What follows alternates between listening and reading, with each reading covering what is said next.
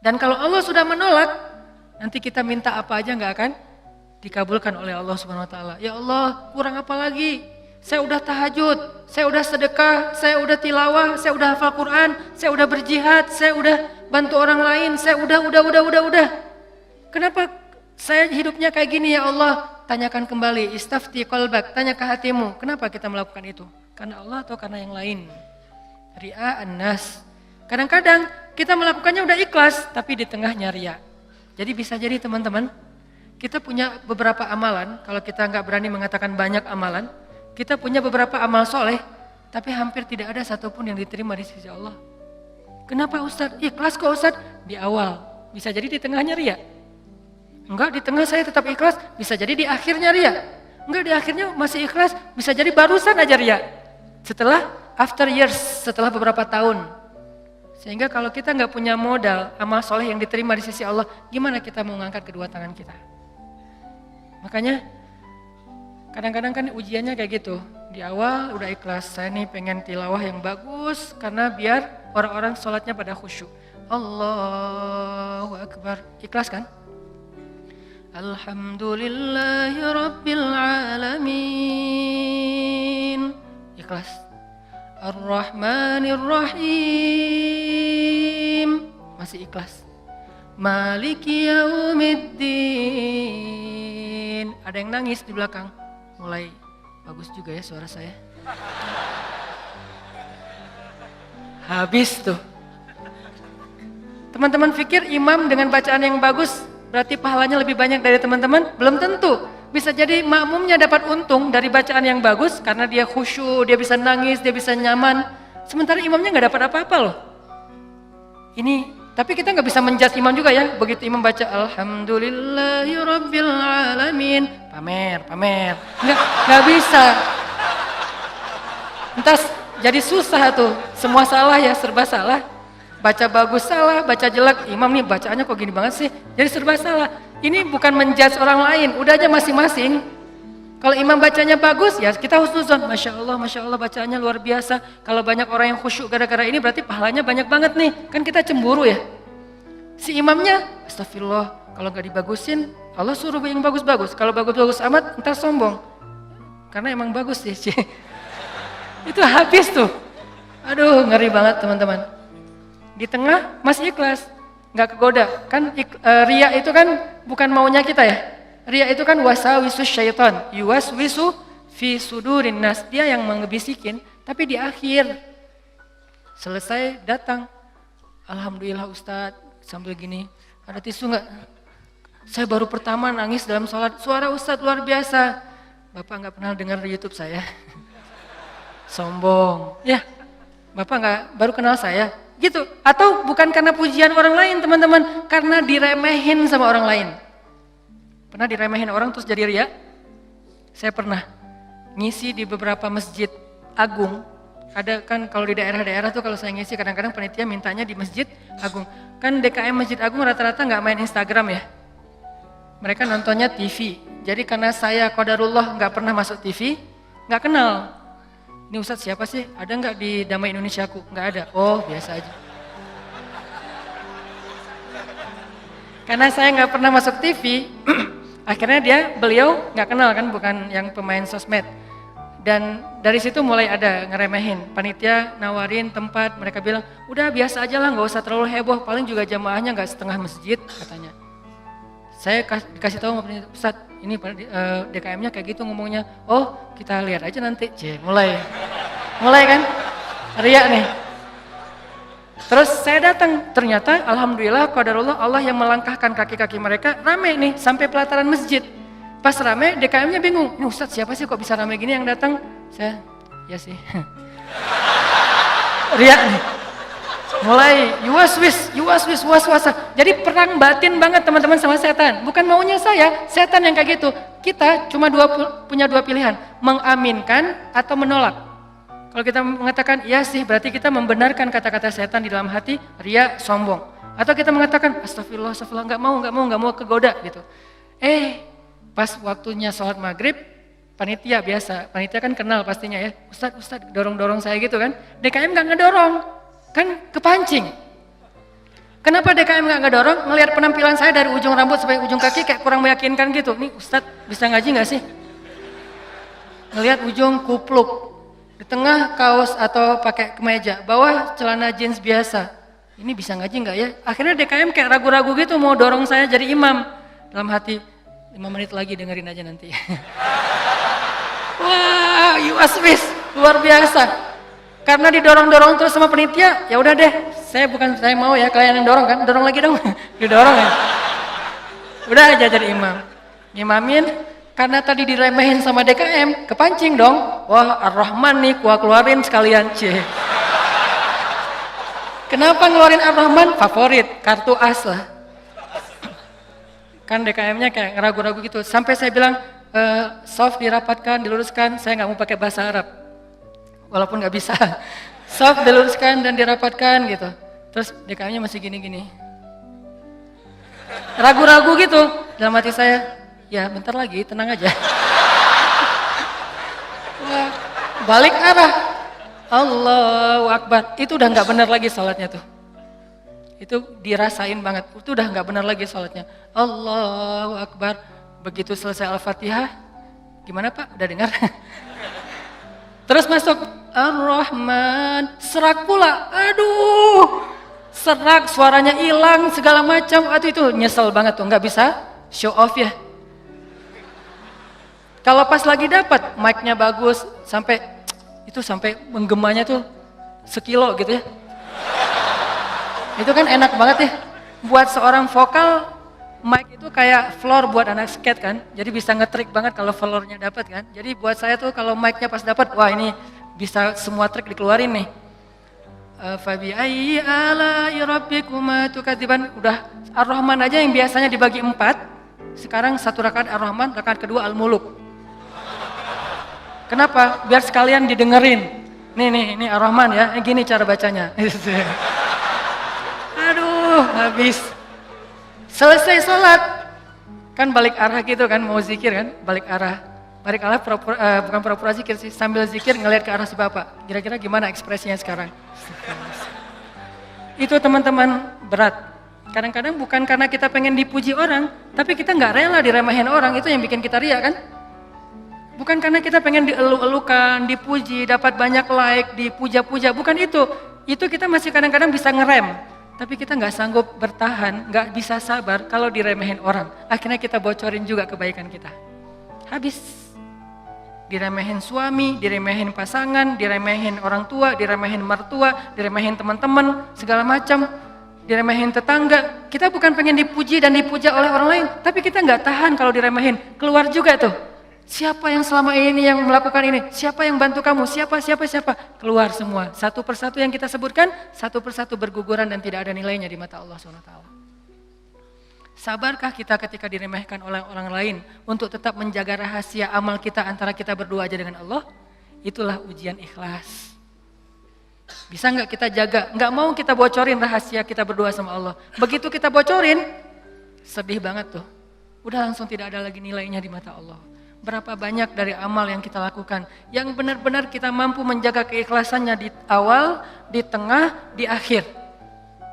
Kalau ada, jangan menyimpulkan dulu bahwa kita udah sukses karena masih ada waktu selama kita masih hidup untuk kita batal. Mungkin nggak batal di akhir, tapi batalnya setelah beberapa tahun. Ada teman kita datang nanya-nanya ke kita tentang, ngafal Quran itu susah banget ya. Kenapa? Aku tuh ngafal 1 juz aja, juz 30 nggak beres-beres. Oh, ya sebetulnya gampang sih kalau udah tahu triknya. Mulai nih. Emang idealnya ngafal Quran berapa lama? Ya tergantung orangnya. Ada yang 10 tahun, ada yang 5 tahun, ada yang 2 tahun, 3 tahun, setahun. Kalau aku sih alhamdulillah 6 bulan khatam. Habis semuanya tuh. Ngafal Quran emang gampang, capek, susah loh. Yang susah itu bukan ngafalnya, murojaahnya kan, ngejaga hafalan. Udah hafal 5 juz, biasanya baru kerasa capeknya tuh setelah 5 juz kata orang-orang yang hafal. Setelah 5 juz, mulai nih, keteteran yang di belakang, balik lagi ke depan, hilang lagi yang di belakang, balik lagi. Kayak gitu ngafal Quran saking capeknya tuh sampai orang yang banyak putus asa. Udah setelah perjuangan, effort yang luar biasa, hilang hanya gara-gara kalimat cuman 5 menit aja, habis semuanya teman-teman. Rugi banget kan? Jadi jangan dulu menyimpulkan bahwa kita itu udah pasti soleh, udah pasti istimewa, udah suci banget. Hanya gara-gara kita punya amalan soleh lebih banyak dari teman kita. Mungkin dia amalnya biasa-biasa aja, tapi dia karena biasa-biasa gak bisa ngeriain kan. Hafal 30 juz dengan hafal Al-Ikhlas. Kira-kira mana yang pantas diriakan? 30 juz dong, Al-Ikhlas gak mungkin ria. Gimana kita mau ria? Gua udah hafal loh, apa? Al-Ikhlas. Apa yang mau diriain Al-Ikhlas? Yang ada Al-Ikhlas itu surat pelampiasan. Kalau udah mentok Al-Ikhlas. Sawa'un 'alaihim a'anzartahum. Perasaan tadi sebelum sholat lancar. A'anzartahum Qul huwallahu ahad. Biasanya gitu kan? Mentok-mentoknya Al-Ikhlas. Kenapa? Cuman Al-Ikhlas yang kita paling ikhlas. Kenapa tadi kok bacanya yang susah-susah? Pengen dong sesekali orang tahu kalau hafalan saya udah nambah kan gitu ya. Pengen dong orang tahu, kayak kadang-kadang kan kita suka pengen melakukan sesuatu yang orang lain gak bisa lakukan. Membaca surat yang orang lain gak hafal surat itu jarang. Kalau Al-Ikhlas, Al-Falaq, An-Nas, Al-Kafirun masih oke lah. Karena Al-Kafirun suratnya agak susah kan. Banyak orang yang terjebak, la abudu ma ta'budun wala antum abidun ma a'bud. Kapan selesainya nih? Mutar aja di situ Al-Kafirun teh. Kalau Al-Ikhlas kan jarang yang terjebak. Kalau Al-Ikhlas juga sampai salah. Ini nih ngeri banget nih. Jadi mungkin jangan ngeremehin dulu teman-teman. Ada teman kita yang hafalnya, kamu hafal surat apa? Enggak, cuma dikit dari At-Takatsur sampai An-Nas doang. Itu juga gara-gara modal sholat taraweh. Karena dia taraweh selalu dengar itu kan, di taraweh suka dengar ayat itu ya, akhirnya kehafal sendiri. Dia nggak pernah sombong, dia nggak pernah riak karena hafalannya sedikit. Kita yang 30 juz, segitu doang, kemana aja loh? Habis 30 juz. Jadi yang hebatnya itu bukan berapa banyak amalannya teman-teman, tapi seberapa kuat dia menjaga keikhlasannya di awal, di tengah, di akhir, dan setelah beberapa lama. Jadi jangan menyimpulkan dulu. Fala tuzakku anfusakum huwa a'lamu bimanittaqa. Jangan kalian menganggap diri kalian udah pasti soleh, pasti istimewa, pasti baik, karena Allah lah yang paling tahu siapa yang paling bertakwa. Maksudnya siapa yang paling ikhlas, karena at-taqwa hahuna. Belum lagi nanti ada orang kadang-kadang saya pernah di sebuah masjid, kita ngadain acara tabligh akbar, terus masjidnya rame, anak-anak mudanya penuh sampai ke depan masjid. Setelah selesai acara tabligh akbar kan suka ngobrol-ngobrol gitu kan sama DKM di ruang DKM. Ada salah satu sesepuh masjid ngobrol sama saya, dan waktu itu saya juga sedih.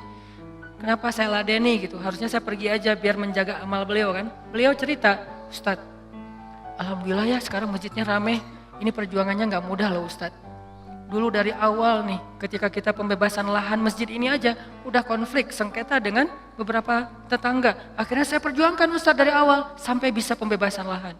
Kemudian kita bangun masjid ini dengan gotong royong luar biasa, fundingnya itu susah banget Ustadz. 5 tahun baru beres masjid ini Ustadz. Udah gitu saya yang bikin yayasan masjid ini, sampai ada RT-nya tuh saya yang bikin Ustadz. Satu persatu beliau sebutkan perjuangannya, jasa-jasanya, jerih payahnya, effortnya, dan segala macam pengorbanannya, sampai akhirnya masjid ini rampung. Sekarang dipakai banyak orang sholat, sekarang udah gampang. DKM sekarang tuh gampang, nggak seperti awal-awal dulu. Kalau beliau sadar itu semuanya habis gara-gara beliau. Tapi kan kita nggak bisa menjudge ya. Kalau beliau menceritakan itu untuk motivasi, oke. Tapi kalau beliau menceritakan itu untuk ria, dihargai, diakui, kalau hanya pengen dapat pengakuan, pengen diaku oleh orang lain, habislah semua pahala yang sudah beliau usahakan sekian tahun.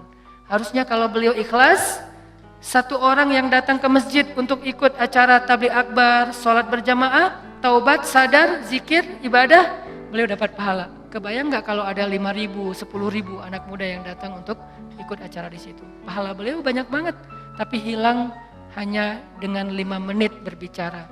Jaga lisan. Faliyakul khairan aw liyasmut. Mending diam aja deh. Sebegitu gampangnya hilang amal-amal kita gara-gara tidak mampu menjaga keikhlasan kita, teman-teman. Makanya wa innama likulli imri'in manawa itu gampang banget tergelincir. Itu halus banget, lebih halus daripada suara langkah-langkah semut. Halus banget. Sampai kadang-kadang kita juga terjebak di situ. Makanya di zaman Nabi itu kan ada cerita seorang sahabat Ansor yang tidak terkenal ibadah-ibadahnya, tapi Nabi bilang huwa min ahlil jannah, dia itu ahli surga. Apa kelebihan dia? Apa ibadah dia? Ibadah dia itu ibadah batin.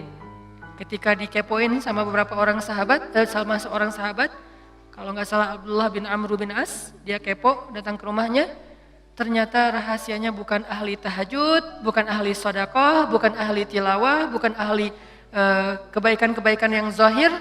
Dia kalau ngelakuin amalan yang zahir, yang standar-standar aja lah, yang wajib, yang kalau ditinggalkan pasti dosa, sholat pasti, cuman nggak ada yang lebih, biasa-biasa aja. Terus yang bikin dia istimewa, ternyata ibadah batin. Apa ibadah batin dia? Dia bilang, saya tidak pernah dengki kepada orang lain. Kalau ada orang yang dapat nikmat, saya orang pertama yang bahagia. Kalau ada orang yang dapat musibah, saya yang paling sedih. Kalau ada yang orang berbuat salah, saya langsung mendoakan dan memaafkan dia. Inilah ibadah batin dia, teman-teman. Makanya selain kita fokus memperbaiki ibadah zahir kita, sholat kita, cara takbir kita, cara semua ruku sujud kita, perbaiki juga ibadah batin kita. Karena kalau sampai ini rusak, yang lain sempurna, batal. Tapi kalau ini benar, yang lain cacat-cacat dikit, karena kita mungkin punya kekurangan, Allah yang akan perbaiki. Jadi ini teman-teman, tentang pentingnya belajar ikhlas. Dan ikhlas ini termasuk salah satu di antara ibadah juga. Jadi sekedar ikhlas saja itu udah ibadah. Sekedar niat aja itu udah ibadah.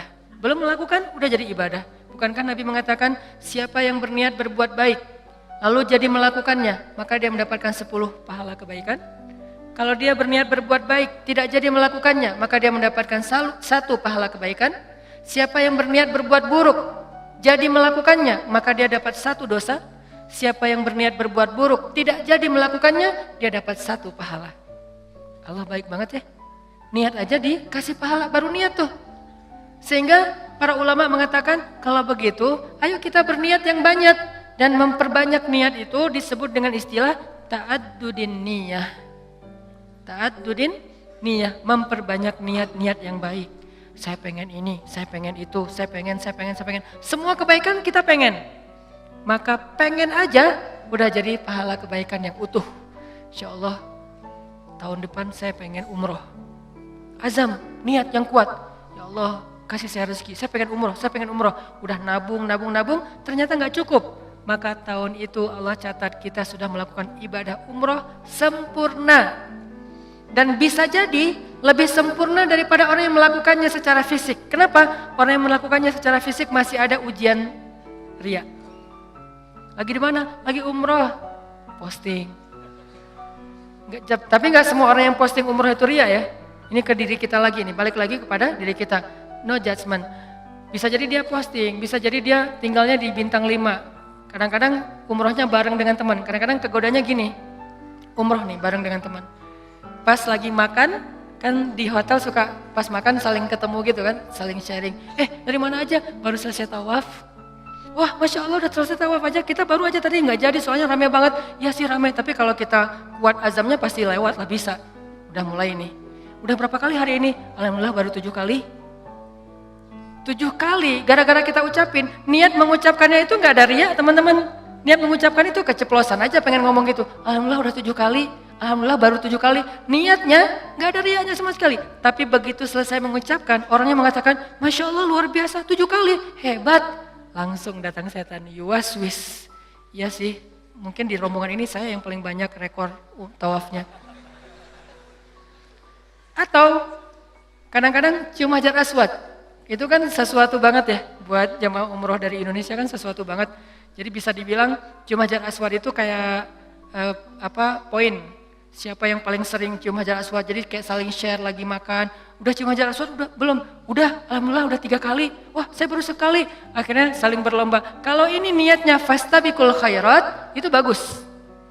Tapi gara-gara fastabiqul khairat, kalau sampai terjebak kepada riya, sombong, maka habis. Yang tahu cuman kita. Yang tahu cuman kita. Orang lain gak tahu. Hati-hati dengan ini. Tapi orang yang tadi menabung pengen umroh, terus gak cukup duitnya, lalu gak jadi umroh, bisa jadi dia mendapatkan pahala umroh lebih utuh daripada orang yang melakukannya secara fisik. Maka jangan kikir dalam berniat baik. Berniat baik yang banyak. Ketika kita keluar rumah, ya Allah hari ini mudah-mudahan saya bisa bantu orang di jalan. Mudah-mudahan saya bisa silaturahim dengan teman lama atau dengan keluarga. Mudah-mudahan saya bisa mendapatkan ilmu. Mudah-mudahan saya bisa membantu orang dari kesusahan. Mudah-mudahan saya bisa. Perbanyak aja kebaikan kita niatin dan kita serius. Kalau nanti ada kesempatan kita akan lakuin. Begitu kita keluar rumah, Allah sudah mencatat kita seperti melakukan sebanyak kebaikan yang kita niatkan. Jadi niat aja ibadah. Wa innama likulli imri'in ma nawah. Seseorang mendapatkan pahala sesuai dengan apa yang dia niatkan. Niat aja udah ibadah. Apalagi kalau kita kerjakan. Sampai ulama mengatakan, kalau saya mendengar seseorang mengetuk pintu rumah saya, maka saya tidak akan membuka pintu rumah itu sampai saya memiliki 10 niat baik. Jadi kalau mau buka pintu rumah, beliau berdiri di belakang pintu, ya Allah, kalau ini adalah orang miskin, saya berniat akan kasih dia sedekah 1. Kalau ini adalah seorang saudara yang sudah terputus silaturahim selama ini, saya akan sambung silaturahim 2. Kalau ini adalah seorang ulama, saya akan minta nasihat dari beliau dan ilmu 3. Kalau ini adalah seorang murid, saya akan kasih dia nasihat dan ilmu 4. Kalau ini adalah seorang yang berhutang, saya akan bayarkan hutangnya 5. Terus sampai 10 niat baik baru dibuka pintunya. Ternyata yang datang cuma 1 orang dengan 1 hajat, maka beliau mendapatkan pahala 10 hajat, 10 kebaikan. Ini hebatnya niat, ta'addudin niyah. Sehingga yuk kita berniat sebanyak mungkin berbuat baik. Saya akan gini, saya akan gini, saya akan gini. Salah satunya untuk akhirat kita, kalau saya pribadi berniat, ya Allah saya pengen banget nanti sebelum meninggal, kalau bisa udah khatam 30 juz. Dari dulu diusahain belum beres-beres. Naik dikit, turun banyak. Naik dikit, turun banyak. Kenapa? Mungkin banyak dosa, bisa dosa lisan, bisa dosa mata. Bukankah dosa itu bisa menghilangkan hafalan ayat Al-Quran? Dan kata Nabi, Al-Quran itu gampang hilangnya, lebih gampang daripada hilangnya onta yang liar. Cepat banget hilangnya. Enggak Ustadz, saya udah banyak dosa tapi enggak hilang-hilang. Ya enggak ada yang dihafal, apa yang mau dihilangin? Coba kalau mau tahu kita banyak dosa atau enggak, hafal Quran deh. Kalau susah, pasti banyak dosa. Kalau mau tahu itu cara kita untuk bisa mendeteksi dosa kita, salah satunya ya, hafal Quran. Coba, itu akan mendeteksi banget. Kalau kita udah lancar bacaan, tapi dengan syarat bacaannya udah lancar. Karena kalau bacaan belum lancar, ya bukan karena dosa, emang nggak bisa baca Quran ya. Berarti tahapannya baca Quran dulu. Kalau bacaannya udah lancar, tapi kok nggak bisa ya ngafal Quran? Ini bisa jadi kata Imam Waqi', al-ilmu nurun wa nurullah la yu'talil asi. Ilmu itu cahaya dan cahaya Allah itu tidak diberikan kepada pendosa. Cara ngukur diri kita banyak dosa atau enggak? Coba ngafal Quran. Kalau susah, pasti banyak dosa.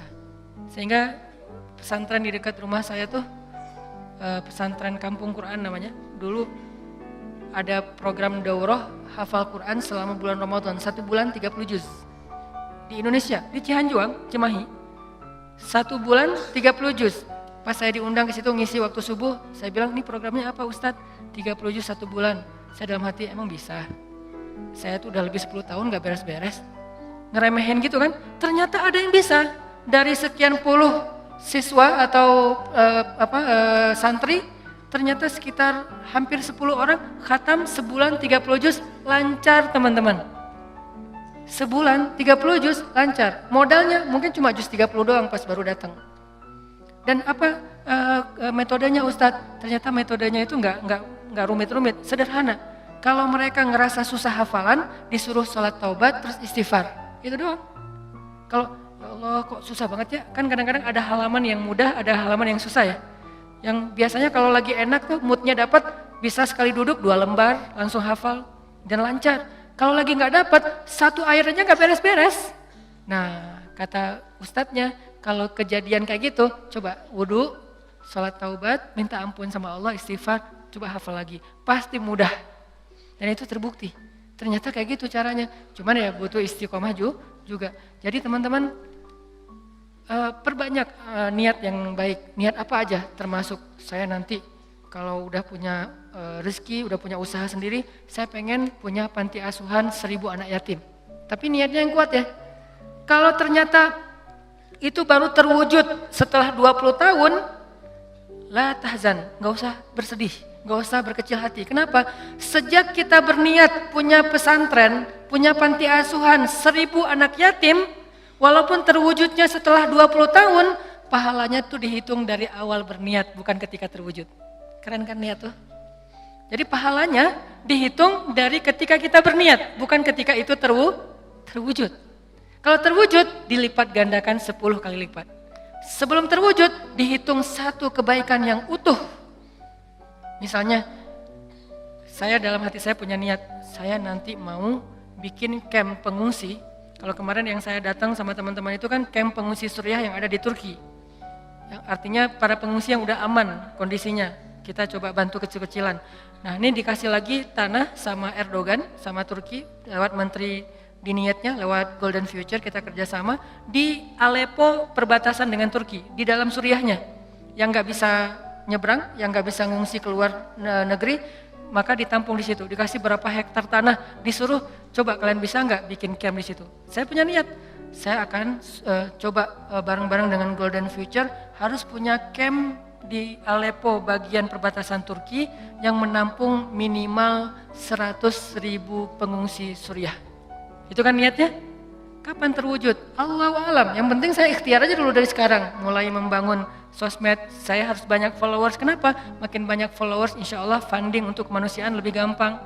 Terus juga membangun jaringan beberapa tempat di seluruh Indonesia supaya kita kerja bareng-bareng untuk selain kemanusiaan di Suriah, kemanusiaan juga di Indonesia.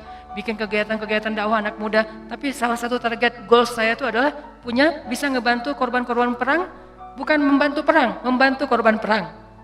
Kalau membantu korban perang kita datangnya bawa roti, bawa gandum, bawa obat-obatan.